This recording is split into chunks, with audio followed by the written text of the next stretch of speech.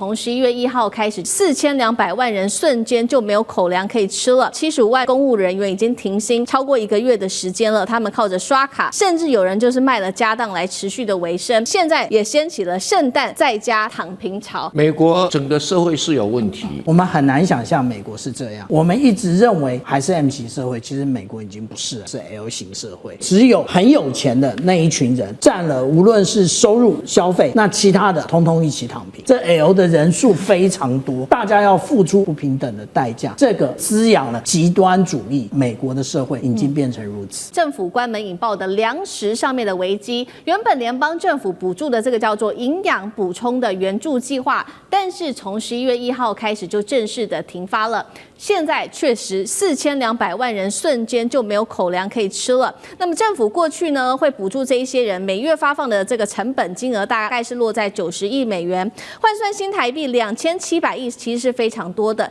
这一次川普直接停发，也就是每月不会有这些新的支出了。另外我们来看到75万名的这些公务人员已经停薪超过1个月的时间了，他们靠着刷卡，甚至有人就是卖了家当来持续的维生。我们要来看到一些比较实际的案例，这是来自于民众怎么说，尤其现在面对的是拿不到食物券哦。53岁的美国人他是这样说的，这个是新西亚，卖掉了自己原本的2只 iPhone， 车子也被拖走了，现在只能靠咖啡奶昔度日。还有我们来看到，本来在纽约这边有一个地方是华人比较多的地方，叫 Flushing， 它这边街头上开始有了慈济的食物仓储，成为华人救命的一个家庭的救命线。但是现在一位妈妈苦笑说，米和蛋涨太凶了，又没有来自于政府的粮食补充，接下来该怎么办呢？另外是来自看到是60岁的这位比较弱势的哈蒙德老奶奶哦，她说呢自己因为伤残，本来是靠粮食券可以照顾她的3个孙儿，但是现在政府的补助临时喊卡了，她应该要怎么办呢？面对现在各种的民怨，我们来看到美国的法院决定下令动用预备金来救急，但是仍然是救不了近火。也有一些餐厅推出了1美元的爱心餐，赶快来救急。但是我们也要看到这一场红色警戒来自于高盛发布的最新消息，他说消费疲软现在已经蔓延，从比较这些低阶的这个平民哦，现在已经扩散到了中产阶级，尤其本来是消费很重要的主力之一，25到35岁的这些青年族群，他们的支出开始不断的锐减，消费者信心跌到了数十年来的最低点。但是我们看到来自于穆迪的报告，全美10%最富有的群体，他们占全国1半以上的消费，而底层跟中产阶级现在消费正在紧缩当中。圣诞节原本家长是希望能够做庆祝的，甚至有学校提议说让小朋友去参加这个华府3天2夜的旅行，要价竟然6万台币，大约是2000美元左右。民众说啊，干脆不要去了，实在太贵了。所以现在也掀起了圣诞在家躺平潮。节目一开始要来特别请教委员怎么看了这个政府关门2个月，再加上粮食券喊停，通膨压力现在也逐渐的变成饥饿现实哦，民众面对到的问题非常的大。那么2家的法院现在要下令临时拨款救急，能够止血吗？委员怎么看？美国整个社会是有问题，但是我是觉得新闻报道一定会稍微报得比较夸大一点，因为毕竟美国的国民所得还是平均高达7万块美金，你不能够忽视它的基本国力。那有这些新闻我们跟大家解释一下美国这个发放食物券，所谓的4200万人，它的起始的原因不是说因为你穷，所以我才发食物券给你，或者不能把它推论为你如果没有食物券你就活不下去。这2码子事美国社会为什么会有食物券产生？最早他们叫做负所得税，就是说，如果你低于这个某一个所得水准，我每个要给你多少钱那这个当然是一个比较特殊的社会福利计划，就是在国家很有钱的时候，当然推这个没有问题。可是，一开始他们试行的时候，发现一个现象，有些家庭你钱给他，他的钱不会花在小孩子上面，不会给小孩子很好的营养，而是爸爸拿去喝酒，妈妈拿去赌博，他们一直这个问题很头痛，你知道？后来他们干脆讲好了，我就给你食物券，那你几个小孩，我给你多少食物券，用这个方式来确保小孩子的最基本的营养。那这个概念跟我们台湾的营养午餐的概念是一样。你不能说有营养午餐，表示台湾很多人很贫穷，或者取消营养午餐，别人有很多人很饥饿，这两码子事哈。那你说有没有非常贫穷的可以来做新闻报道？还是有，但不是那个4200万人。我先跟大家解释，是这个样子的哈。所以，不必要用这种方式去看问题哈。那你现在这个法院呢，所以联邦地方法院裁定说，哎呀，这个联邦这种官员还是要处理啊等等。那这是法院的依法的立场，他认为就是说，你联邦这种官员是一件事情，你该发给大家食物券。那些人军队都可以上班，为什么军人不能上班？主要是在争论这一点。他认为这个是一个国会通过的法案哦，跟你联邦这种官员没有关系。那美国的中产阶级哈有没有在往下滑？有在往下滑，但是往下滑，它还是全世界少数最有钱的中产阶级。我们也不能。那当然他会很多抱怨啦，因为美国的中产阶级的消费力是很吓人，但是借贷力也很强哦，所以他经常就是会买这个车子啊，然后这个房子啊等等都是靠贷款，所以会有一定的利息的压力等等。那所谓的1%的富人撑起全国消费的一半，我对这个事情是存疑的，因为1%的富人呢，他的总 GDP 对不起啊，撑起美国这么庞大的一半的消费，因为美国消费占 GDP 70%这个说法我认为是稍微夸大了一点哈，怎么算都不符合这个数字。那你现在就是说，因为这个食物券造成那个法拉盛啦，有的发放这个食物品这个几乎全世界到处都如此啦，台湾也一样，有人送免费鸡蛋就一堆人排队送免费面包一堆人排队这不表示他们饥饿这两件事情，有人就这很热闹这个慈善等等我们来参加一下也会有那这个当然你跟说有一些比较特殊的这些低收入家庭，当然会有比如说他这个田纳西州等等，但注意到美国有个特色，就是贫穷家庭的救济活动不是联邦政府的事，是州政府的事所以田纳西州它如果有联邦的食物券，这是联邦给的福利，不是州政府。州政府还有另外一套福利，可能各州不一样。那可能因为伤残所以他养这个可能还需要特别的补助。那刚好现在不发，联邦政府关门，不是不给你就是关门所以领不到，那就会有一些这个抱怨等等。这也是川普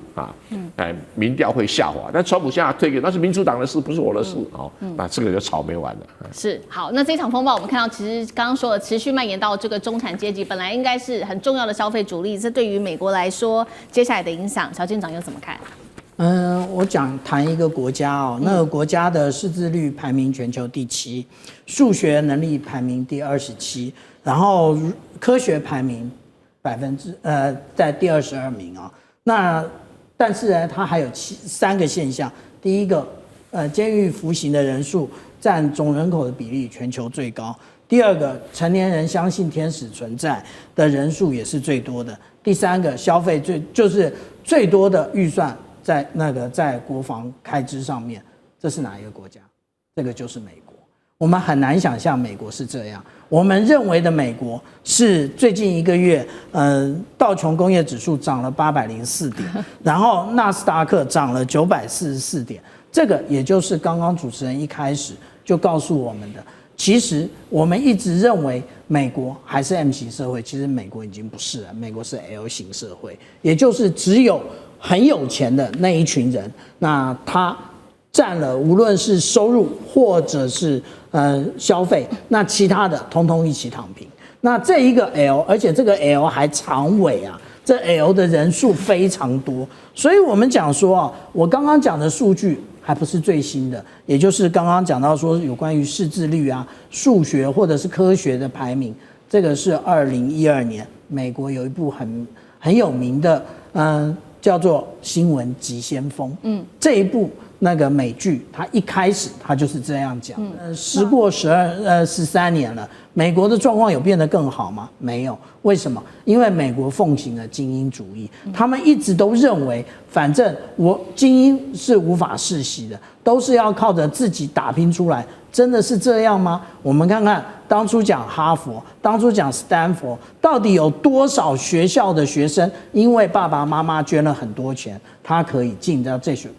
些学校去，而且还可以顺利毕业。这个也就是我们想一想啊，说大家以前认为就是僵固的 American Dream， 那美国梦真的是精英的所组成的吗？不是，而且偏偏是这个状态啊，反而大家要付出这个不平等的代价。这个就是我们讲到之前的诺贝尔经济学奖，史蒂格里斯他特别讲到这件事情，这个也就是会滋养了极端主义。我们现在就看到美国的社会已经变成如此。刚刚小县长帮我们特别提到美国的 L 型社会，也请老师来带我们看，现在是不是呈现一个两极化？杨老师。美国人均 GDP 是85000美元哈，但是它没有什么最低薪资了。因为我们台湾是算月薪嘛，美国人不是这样，美国人算以打工最低薪资多少？联邦有规定，这个还真的蛮低的，是7.25美元1个小时。但是有一半以上的美国的州啊，那每个的州的规定又不一样，大概就是15块美元1个小时。像加州是16块，华盛顿州也是16块。然后呢，每个这个 county 哈，它可以有更进一步的规定。所以全美国最高的这个时薪啊是在哪里？在好莱坞，19.65美元。所以如果你一天工作个8个小时，一个礼拜工作5天，其实你可以大概如果用15块来计算的话，可以得到台币7万块以上。如果说台币7万块以上扣掉税，因为又有地方不同，比如在纽约市，你要扣州税，你要扣这个市的税，你所有的消费，所以还会因为有地点的差异。比如说在中西部，它的税就比较低。然后呢，你的消费通常过去，因为还记不记得4月份川普打全球贸易战之前，大部分国外的商品进入到美国，几乎都是2%的税，或者是最高2.5%。中国大陆大概是23%。那所以呢，其实全世界的东西就到美国来。通常你在超级市场，因为我在美国住过4年的时间，你会觉得那些东西相较于其他国家真的是比较低一点啊，价格比较低，因为大量的这个消费，而且在美国的环境，其实除了在都市之外，你大部分的郊区那个都是比较开阔的，所以呢，他们的生活其实是不会像一般我们在亚洲这些都市里面感觉这么拥挤，对。但是呢，他们的消费的习惯呢，通常就习惯于一些比较低价。今年的问题来了，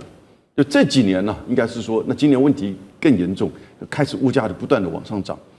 不断往上涨的情况之下呢，中产阶级大概是年收入平均是10万美元，10万美元以台湾而言呢，都算是这个高收入了哈。对。可是呢，在美国现在10万美元可能在一般的生活都可能要相当的拮据了。是。你想想看，我们在台湾买一个大麦克一套餐，大概是160块台币 ，Uber 再贵一点。那可是呢，到美国最便宜的是15块，贵的到18块甚至20几块，美金，那就是台湾的大概3倍是这么高。所以它现在的物价使得很多人就是开始变成就是美式繁荣会怀疑，可是它又集中在少数人的这个财富上面，这是资本体系里面的这种情况。可是他的就是大学毕业之后呢，如果你工作行业选对的话，你往往那个收入就会跳得很快。所以那个是一个靠个人竞争、靠个人能力，但是呢有一些基本的保障，因为它整个派非常大。所以你要说美国多么的贫困，其实真的还不至于。但是呢，它跟以前相比，的的确确现在是辛苦太多了。美国的经济是否大崩盘了吗？我们今天做了一个统整，说100万人的失业问题现在在美国发生，还有物价飙涨，更有60%的美国人陷入在贫穷的地狱当中。这些数字都不是空穴来风，等一下带观众朋友一起来细细看。美国这个号称世界上最富有的国家，现在是否自己拆掉自己的金字塔？因为有一个最新的数据做了揭露，现在60%美国人陷入在经济地狱里面，他们靠政府补贴，也靠信用卡的卡债过活，连基本的开销，尤其现在碰到高通膨的问题，都快要撑不住了。先来看到几个数字，来自于这些专家说的。桥水基金创办人，我们先来看，他说美国的经济现在依赖的就是这一些1%的高生产力族群，而底层有60%的劳动者都逐渐的被边缘化了。现在对于美国来说，形成非常强大的经济弱势阶级，而60%的美国人他这样说，有阅读能力只有相当于小学6年级或者是更低，造成美国现在内部生产力停滞跟社会阶级的划分越来越明显了。来自于人力机构也做了一个分析，他说到今年的9月份为止，美国企业已经宣布裁员94万多人了，而从2020年疫情爆发以来，科技业裁员的现象是最为严重的，一共是高达了10万人。而这个也不是一个预言的，我们要来看到的是，包括了科技业的亚马逊已经宣布了准备大砍3万名员工，这是史上最大的一次裁员潮。简直就是一触即发了。更惨的是，确实现在美国的通膨问题非常的严重。我们要来看到美国现在家庭每年得多支出1500美元，包括了他们现在日常要吃的东西，牛肉、水果、日常用品涨幅高达了10%到15%。美国的消费者的信心10月指数也创下了半年来的新低制造业更是连续4个月都是收缩的，美国民众的信心可以说都是已经快要崩溃了。而美国进口商为了要避开这些接下来潜在的关税冲击，他们选择跟中国大陆现在进行提前拉货，赶忙从大陆进口春季的商品，先放在自家的仓库先放着，免得商品会越来越贵了。节目一开始来请焦代老师怎么看了？美国号称世界首富，但是60%的民众现在陷入在贫穷跟负债当中，阶级似乎已经越来越明显了。这样的结构还能继续支撑美国霸权吗？我觉得美国很脆弱，也很危险啊。美国所幸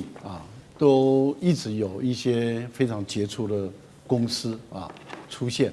然后这些公司的产值是十分惊人，所以一直依靠的这些新生的科技、新兴的这些公司来养活美国广大的底下的人。你看，在过去有微软。本来美国在克林顿总统之前的时候，其实他们已经出现经济的危机。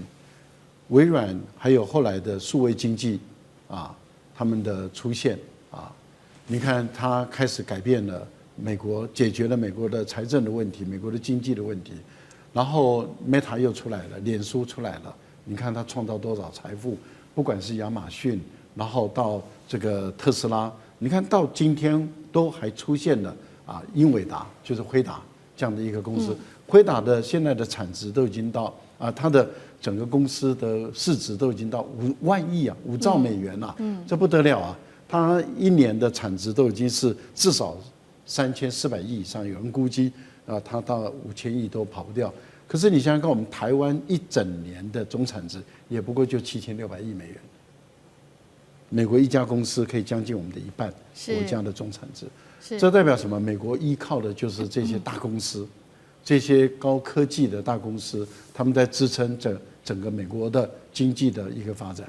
可是我为什么会说他们很脆弱？就是如果这些公司出问题了、出状况了，我举个例子，假设这个特斯拉被中国的电动车打败了，然后它消失了；假设苹果在中国大陆卖不动了。或者是苹果被中国大陆的手机都打败了，然后它消失了。假设我都用假设了。对。那你想想，假设中国的 AI 起来了，然后辉达，所以为什么黄仁勋他常常觉得他会睡不着觉？因为他觉得我今天起那么快，我明天可能就下来了。那如果他们一下来，如果这些支撑的美国经济能够养活这么多的美国人，因为他们的贡献的税收非常的高嘛。所以美国的社会福利或者美国的社会补贴，其实依靠的是这一些非常赚非常多钱、经济体非常大的这些公司的税收。那你想这些公司如果一旦瓦解了，美国还剩下什么？所以我觉得美国这个国家，它的经济这样发展是错误的，是非常脆弱的。它一直依靠的就是硅谷等这些大头脑他们的创新的东西。可是中国打的是一个系统战，而且中国的高科技的东西越来越多、越来越多的情形下的时候，你看美国领先的科技，未来10项科技中，美国能领先的不到3项了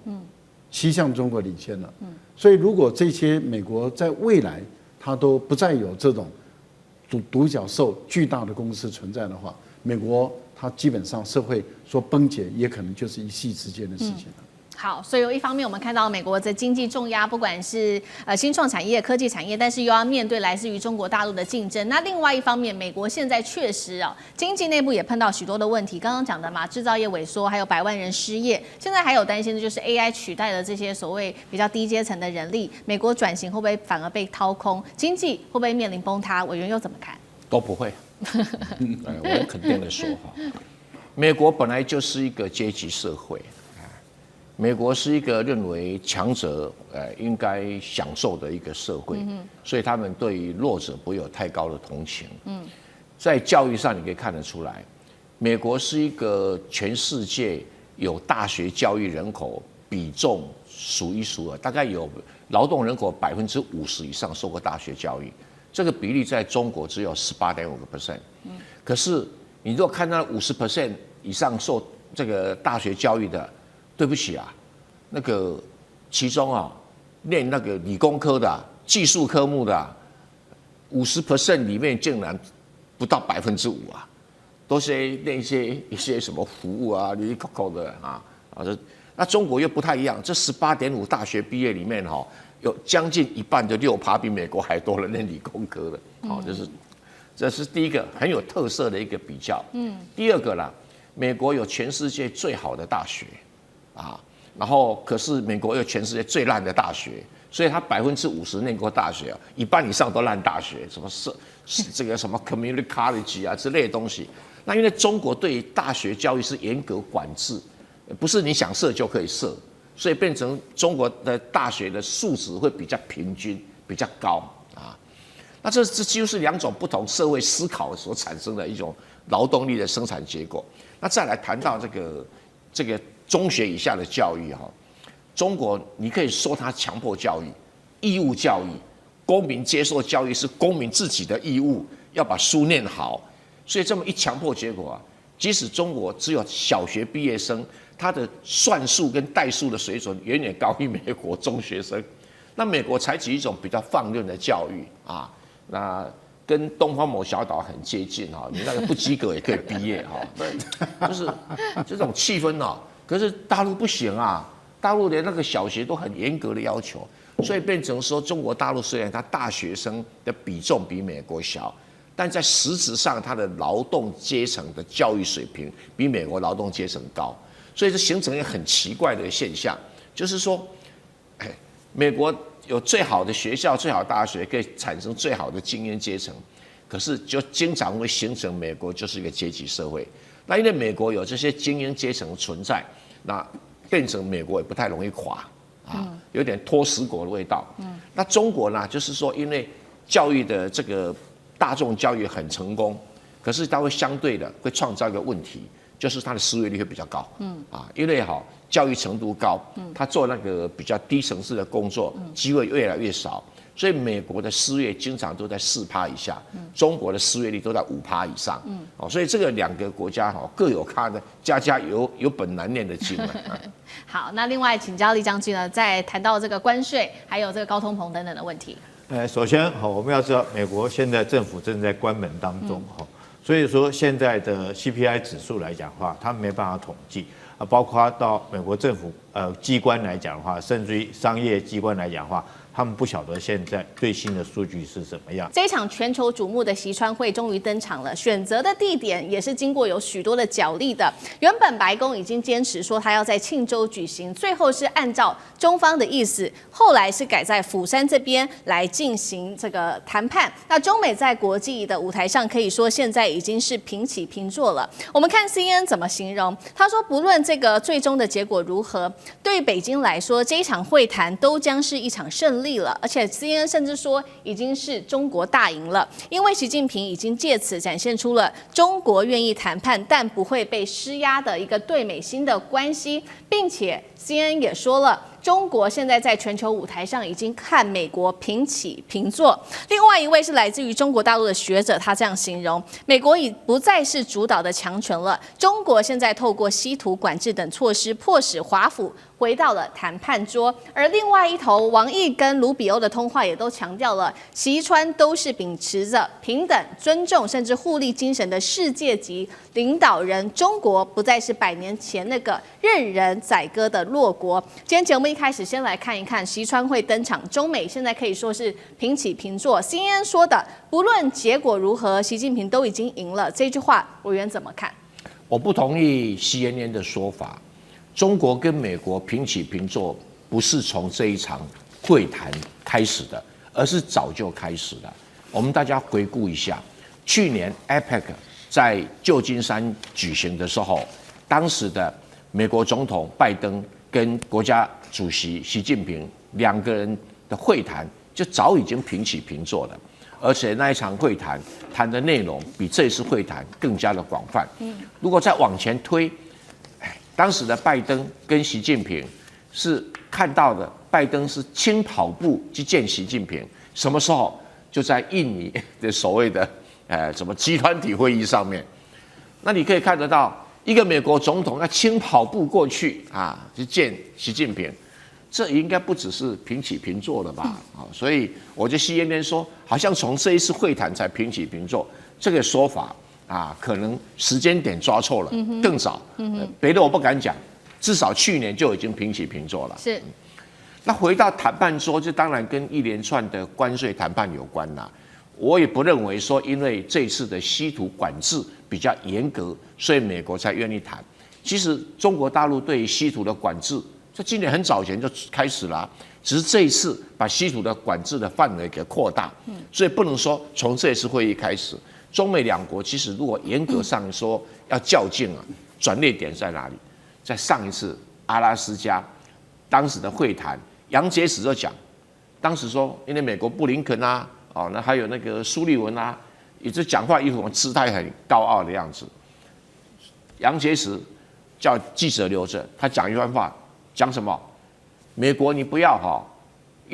你不够资格用实力地位来跟中国讲话。换句话说，他什么意思？你美国鼻孔不可以朝着我对我讲话。现在我们要互相用鼻孔对鼻孔来讲话。所以那个时候就很明显，在外交上已经是平起平坐，而且你要注意到，当时杨洁篪讲了这番话的时候，布林肯跟苏利文是不敢吭声静悄悄，连回一句都没有。那也许关起门来继续吵架，但是不管如何，在那个公开的场合，所有的国际媒体都说，中国开始跟美国平起平坐了。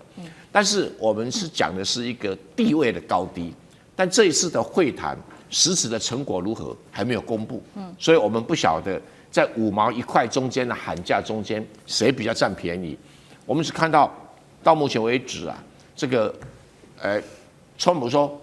他已经对中国减了10%的关税，57%减到47%总数了。那其中原因是因为芬太尼关税20%减半，那减半他到底从中国要到什么？中国也没讲。只是美国的贝森特有提到说，中国愿意把扩大的稀土的管制从今年11月往后12月往后挪到明年，有1年的时间不扩大管制，只有对军工产业管制，而不像现在要逐案申请。因为欧洲在抱怨他说中国你要我逐案申请，还要我写中文，然后还要用中国的 WPS 不能用 Word， 不能用其他的软体来写，那这算是小事那更经典的是欧洲在抱怨说，他们光申请稀土的案子摆在中国商务部的桌子上有2000多件案子，也不能怪人家，因为北京最近比较忙嘛，对，没有办法很快速的处理申请案，这当然就是一种外交上的来往嘛。是，你欧洲对中国也没有好到哪里去，中国为什么要那么快速的处理的申请案所以这个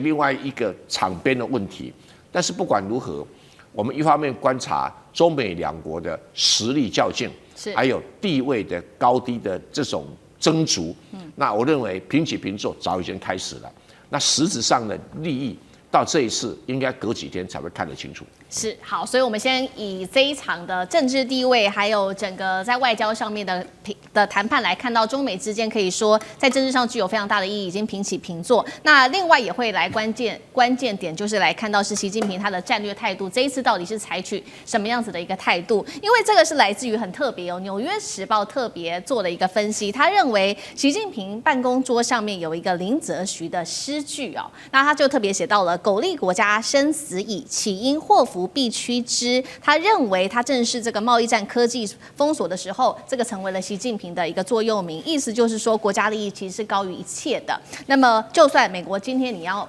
硬碰硬，中国大陆也不会让半步的。另外一位是来自于学者，这是美国学者，他是蓝诗林的一个分析，我们也来看到，他说中国其实是带着历史的伤痛来做谈判的，美国却是一无所知。这一次成功逼迫川普让步，释出的讯息就是中国已经正式的觉醒，已经正式的强大，想用任何霸权恐吓中国的企图都是徒劳无功的，是这样子吗？这个来自于纽时的分析，林则徐这首诗代表的就是习近平他现在在贸易战上面的态度吗？赖老师又怎么看？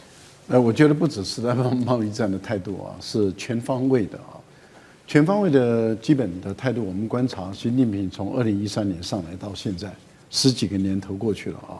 我觉得他有一个精神一直是一以贯之的，这个一以贯之的精神就是，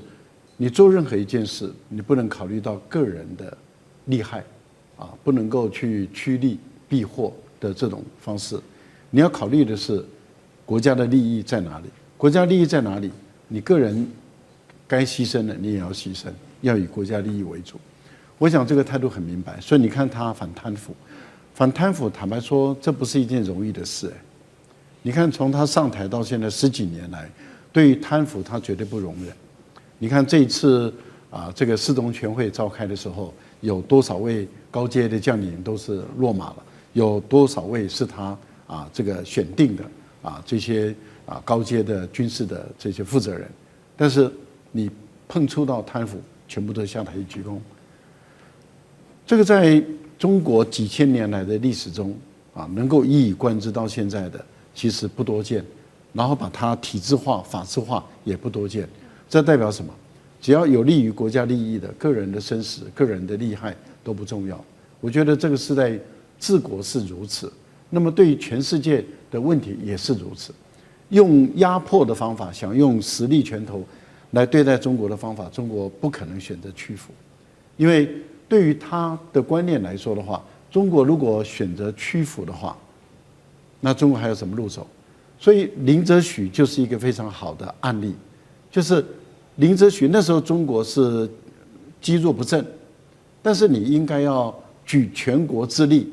上下的一致来对外。那大家奋血作战的话，我相信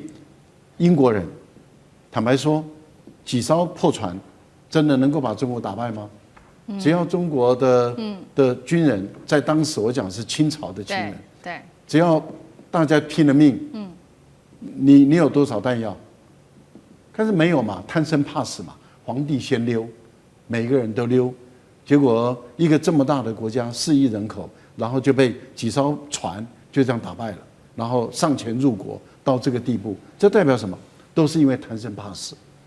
从皇帝贪生怕死到底下都贪生怕死。林则徐这样的一个好官，结果被下放，被放到边疆去。那他到边疆不改其志，这代表什么？你看，堪舆图就是他画出来的嘛，把新疆那边的地形地物地貌摸透了，就是他做出来的。这个代表什么？这个一直给习近平一个理念，就是说，中国的官员、中国的人，绝对不能够屈服于恶势力，这第一个。但是你不能只是不屈服，而你无所作为，或者是你只是不屈服，但是你积弱不堪啊，不行。所以你必须要用实力来说话。那也就是说，你要有实力，你一方面意志上不屈服，二方面要积累实力。你积累足够的实力，你实力你非但可以不屈服，你还可以击败对方。我觉得6年前，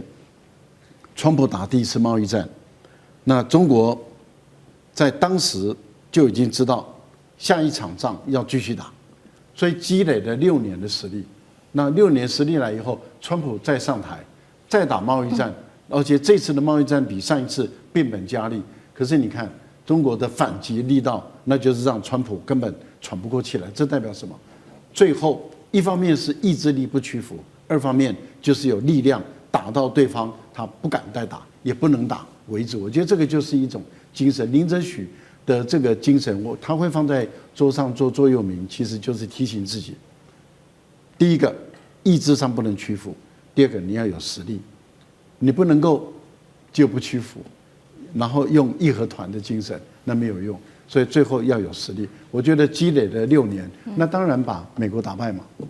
好，我们看到借鉴于这个过去的历史哦，让中国屈辱了这么久的一段时间，也让这一次习近平对于美国的谈话，还有这场中美的谈判更具有代表性跟它的重要的意义。相较于这一次中国大陆展现一个大国的态度，我们要来看到在另外一头哦，日韩就会形成了一个跟美国谈判一个非常强烈的对比。首先我们要来看到日本了，日韩这一次包括了高市早苗跟川普见面哦，没有想到这个高市早苗在美军基地里面是真的哦，转圈敬礼还陪笑。那么为了要取悦川普，高市还宣布会投资美国高达5500亿美元，而且还答应会增加军购。结果美国我们看到他的态度是不但不领情哦，反而宣布对日本产品会来全面课征15%的高关税。只对美国无法获得或者是无法生产的一些自然资源，像是汽车、航太这些仿制药会给予一些特定上面的待遇。南韩就更扯了，我们来看到特地送上了价值连城，等一下我们会有这个 Rhodes 画面给大家看，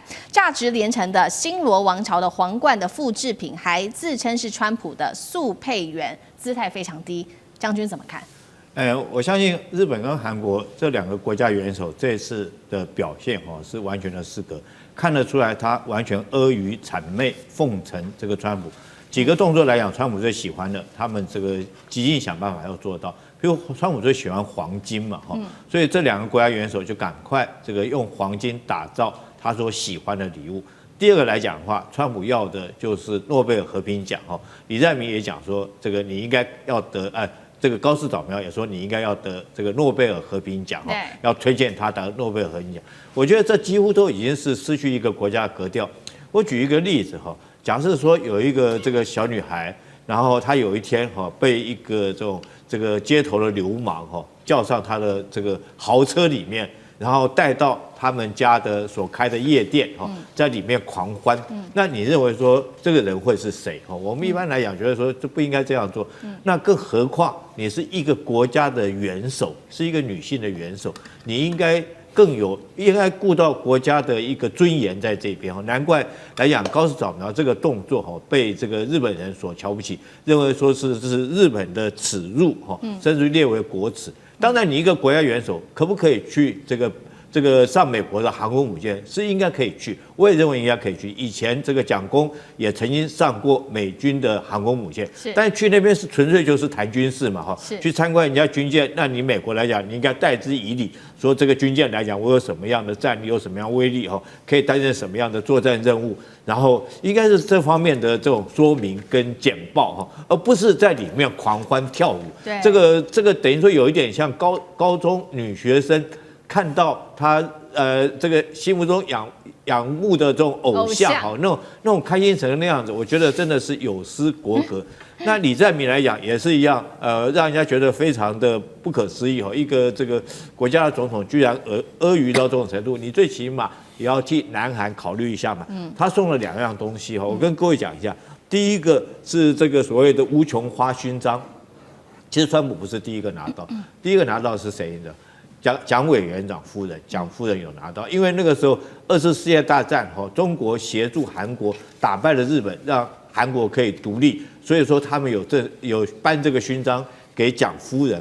但是这次来讲的话，他除了说是这个勋章之外，还送了一顶皇冠我觉得这真的是我不得不佩服李在明。你看他那顶皇冠多好啊！这个川普最喜欢什么？除了黄金之外，他还喜欢人家给他戴高帽子。对，你看那顶帽子多高啊！对，上面那个山等于是我们来讲的话，一个叫山，两个叫粗，它是三根在上面，好好的一顶高帽子套到川普的头上，而且还是金光闪闪。听说这2件礼物都是纯金打造的，而且是镶上这个紫色的这种水晶总共价值换算成台币的话要320万，那你就这样子送过去。当然，我觉得日本跟韩国会做动作，他们必须要靠美国来保护了，也看得出来这个非常的这个有失。我觉得这种动作真的是有失国格。